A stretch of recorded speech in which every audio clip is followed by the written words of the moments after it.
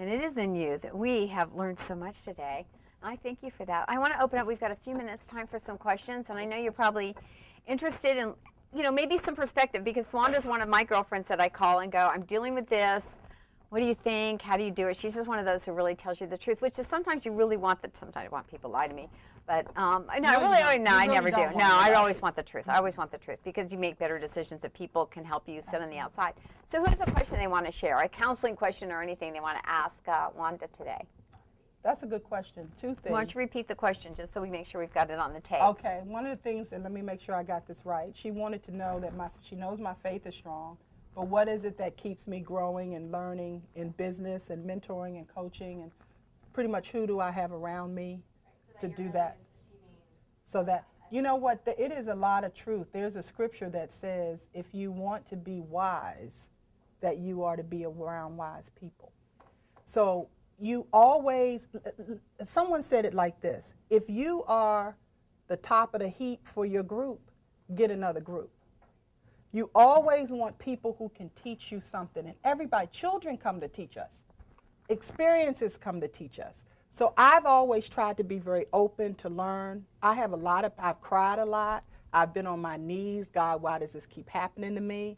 And this is how we learn. And eventually it stops happening when you change some things you're doing. It's all about you, but it's not about you. Does everybody get that? It's really all about your thinking, what you believe, what your faith is, what your foundation is.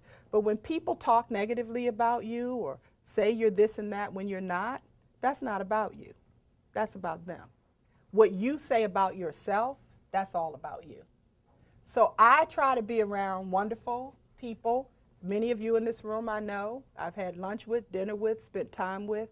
I want people who are all about love, all about kindness, gentleness, faithfulness, all about living a great life and being happy within themselves, so that there's never a time they're around me when they compromise me because it makes them feel better.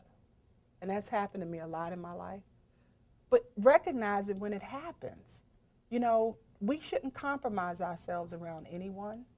And when you find yourself with people that you have to compromise who you are to be around them, let me tell you, this speaks first. How many of you all believe that?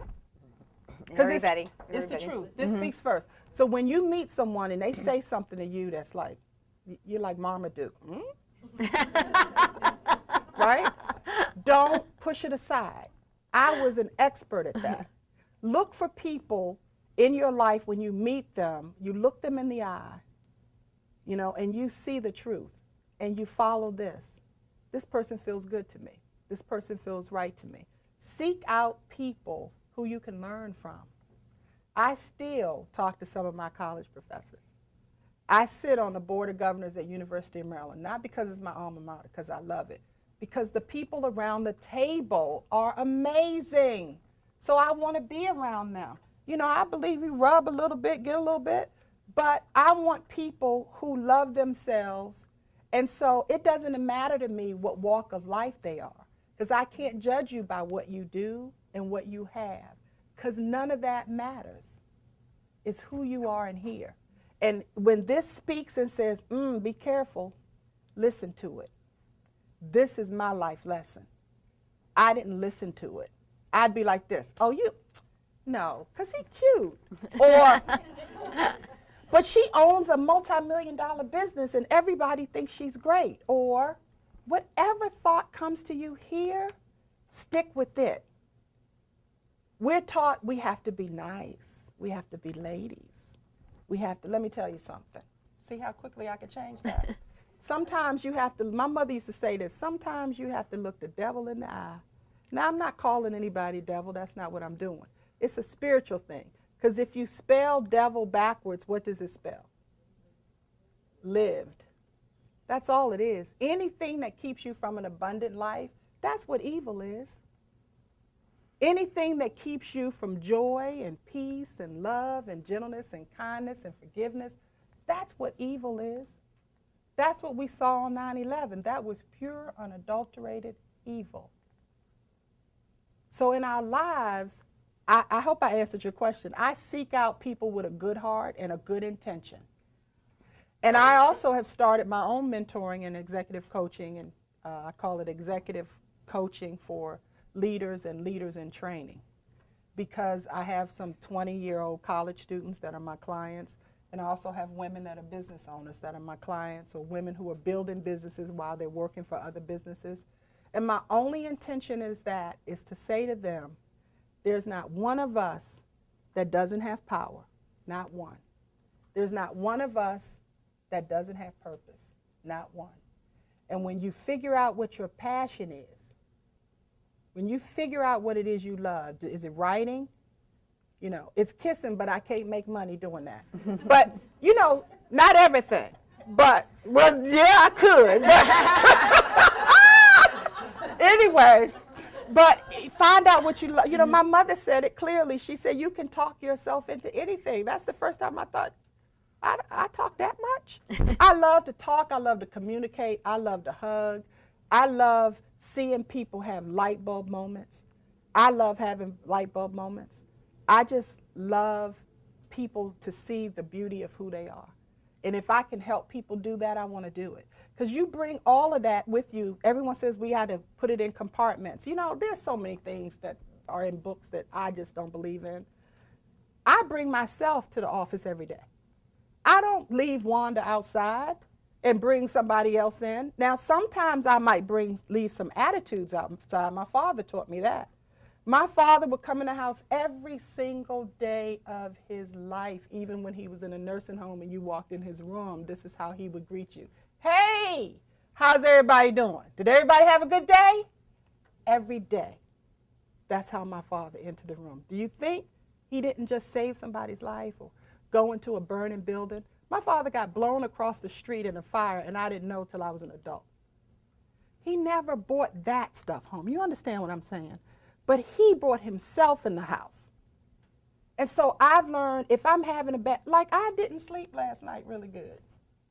I was up and down, and that's going on because, you know, this is what happens sometimes in the 50s and 60s. At least that's what they tell me. So I try to receive it with grace. Sometimes I'm not graceful. Sometimes I wake up and go, what? And I'm like, calm down. It's okay.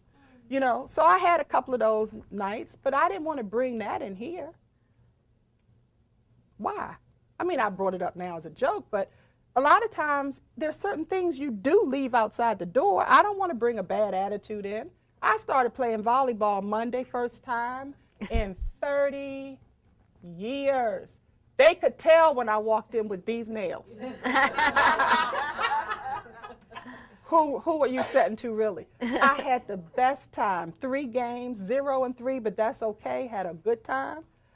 Today, I woke up and my back said, So you want to play volleyball after 30 years? My shoulders. I'm like, I'm so glad I didn't I'm so glad I didn't have to zip something up the back. The side was a good thing.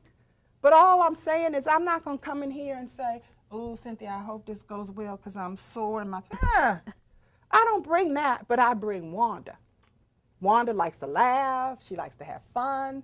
She's serious. She wants to get to the root of a problem. So, or a challenge. When my staff comes in my office, they go, Wanda, we have a problem. I'm like, no, we're not. We have a challenge. I'm excited. Come on in here. Sit down. Let's see what we got going on. Because I got to ease their anxiety. Don't be anxious about it. It's just work. My staff hears this from me every time I come to visit them, every time I speak. This is what they hear. Remember, if horizon is your priority, your priorities are out of order. This company should never be on the top of your list because it's not on the top of mine. A lot of people don't get that where they work. I didn't get it in my first 2 jobs. That's why it's in horizon. A lot of things I learned. I realized I went through everything in my life that I've gone through, from the balloon man to the rescue mission in Alaska, which we don't have time to talk about, but I'm going to put it in a book, to all of the other things that have happened in my life, good, bad, and indifferent. Losing my mother at 23, toughest thing I've ever gone through in my whole life. But it taught me if I could get through that, I could get through anything. And look at how much her life matters, because I'm still here. And I'm still carrying on her work in ways that she probably never would have imagined. right? To this point today, everything I've gone through has allowed me to have the conversation I'm having with you today.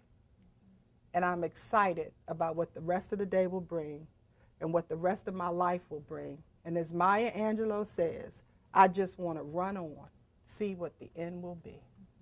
That is beautiful. I can't thank you enough. You've been an inspiration. I think you can all see why I madly love Wanda. She just is that friend you go to when you go, I need good advice, that kind of advice that's really rock solid. I can't thank you enough for joining us today. You are such a treasure, such a treasure.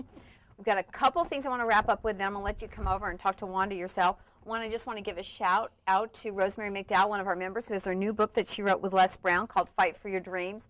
Woohoo! I love that we've got girlfriends who have, we've got so many girlfriends who are authors. I just love it. That is so cool.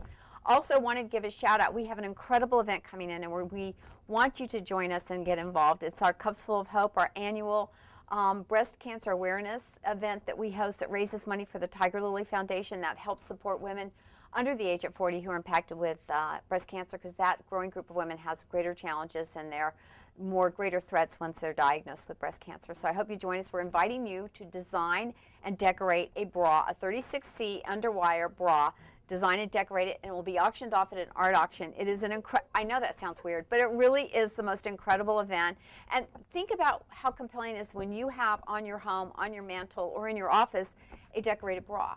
People will have something to discuss with you no matter what the topic is. So we invite you to get involved. It's called Cups Full of Hope. Go to successinthecity.org and click on Cups Full of Hope on our events page. You'll find out how to get involved. We really want you to be there. And I thank you to everybody who joined us today. Our next interview is going to be with Jen Sterling, the CEO of Red Thinking LLC, and was our former chairman of the board. So we're going to find out what she's doing now that she's free, or what she calls it freedom. So we look forward to seeing you next time. Thanks for tuning in. Bye.